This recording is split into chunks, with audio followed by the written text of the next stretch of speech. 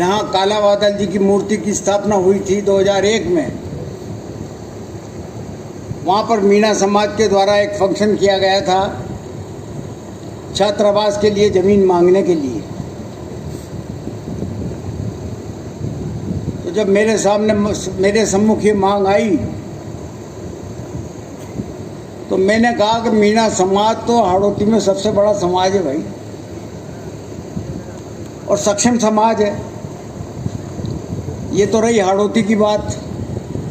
बाकी देखा जाए तो देश में कुंजीलाल जी के साथी IAS ऑफिसर्स और IPS ऑफिसर्स, IRS ऑफिसर्स सैकड़ों की तादाद में हैं, सैकड़ों की तादाद में, वो सब राजस्थान के। तो आप लोगों को कोई मदद की आवश्यकता नहीं है, बाहर की मदद की। मीणा समाज ही सब कुछ कर सकता है, सक्षम है मीणा समाज। तो मेरे मुंह से ये निकल गया कि यार क्या छात्रावास बनाते हो या क्या हायर सेकेंडरी स्कूल बनाते हो, यूनिवर्सिटी बनाओ। तो मंच पर जितने भी बैठे हुए थे सब वो चक्के रह गए कि कहाँ पत्थर डाल रहा हमारे बीच में बड़ा काम बता रहा हमें।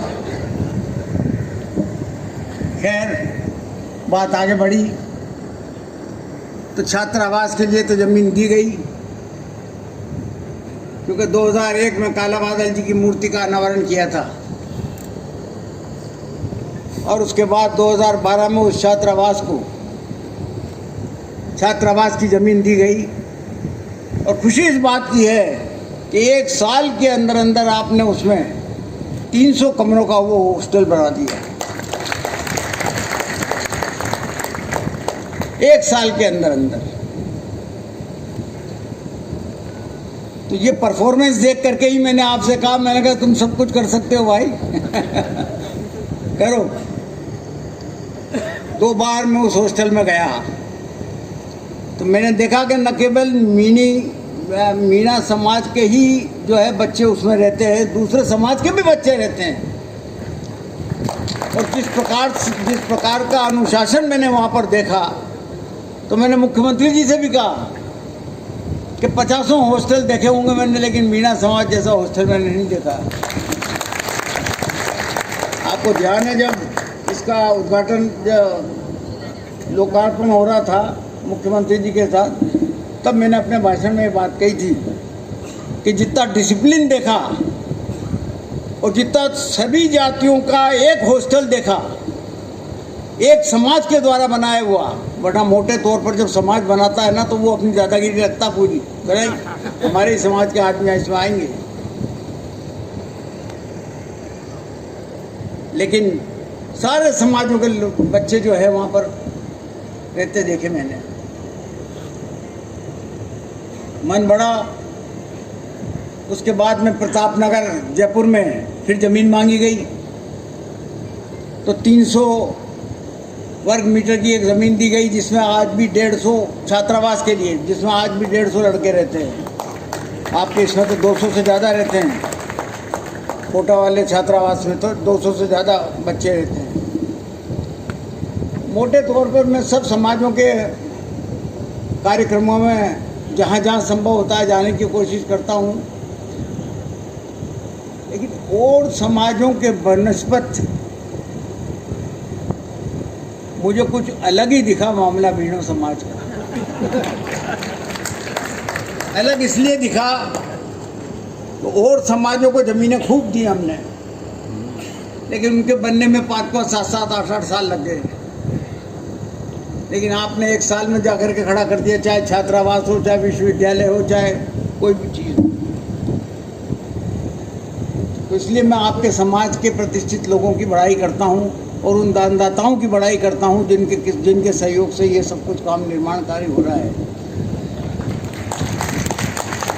क्योंकि देखिए, कोई भी संस्था हो, अगर वो संस्था प्रशासनिक अधिकारियों, चाहे वो पूर्व हो चाहे वर्तमान, उनके हाथ में रहती है तो उनका प्रशासनिक अनुभव काम करता है, तो वो संस्था अच्छी खासी चल जाती है। जो काम हाथ में लेती है वो उसको सुचारू रूप से चलाने की उनमें शक्ति होती है। लक्ष्मण जी यहाँ पर आईजी थे, कई आईजी आए यहाँ पर, लेकिन सबकी अलग अलग प्रतिष्ठा थी। आपकी अलग ही प्रतिष्ठा थी। ईमानदारी की छाप जो आपने छोड़ के गए आईजी ऑफिस में बहुत कम देखने को मिली है। और जिस प्रकार की लगन और मेहनत आपने निर्माण कार्यों में दिखाई है, निश्चित तौर पर वो भी बहुत कम देखने को मिली है। आपकी संस्था में महावीर जी जुड़े हुए हैं, कमला जी जुड़े हुए हैं, आर.डी. मीना जुड़े हुए हैं, तो कई लोग हैं, सबका नाम लेना तो मुश्किल है, लेकिन इनको मैंने काफ़ी एक्टिव होकर के जो है संस्था का काम करते हुए देखा है। जहाँ तक सवाल ये है कि मीना समाज की कोई मांग मेरे पास पेंडिंग नहीं है।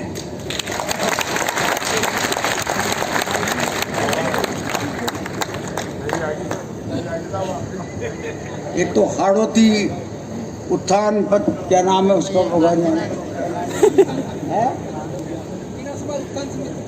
मीना समाज उत्थान समिति को जमीन दी हमने स्टेशन पर जमीन, और दूसरी हाड़ौती समाज सामाजिक सुधार, उनको भी जमीन दी। काला बादल जी के नाम पर एक बहुत बड़ा, मेरा ख्याल है कोटा का सबसे बड़ा जो है वो सामुदायिक भवन बनाया, जिसमें 24 तो कमरे हैं। अब विश्वविद्यालय में चक्कर पड़ गया, विश्वविद्यालय की 30 एकड़ जमीन तो हमने दे दी, रियायती दर पे दे दी। अभी जो जमीनें दी हो तो 5% पे दी है। हाड़ौती उत्थान समिति को भी और हाड़ौती सुधार समिति को, वो मीना सुधार समिति को भी, लेकिन इनको भी बहुत ही रियायत से ज़मीन दी गई है।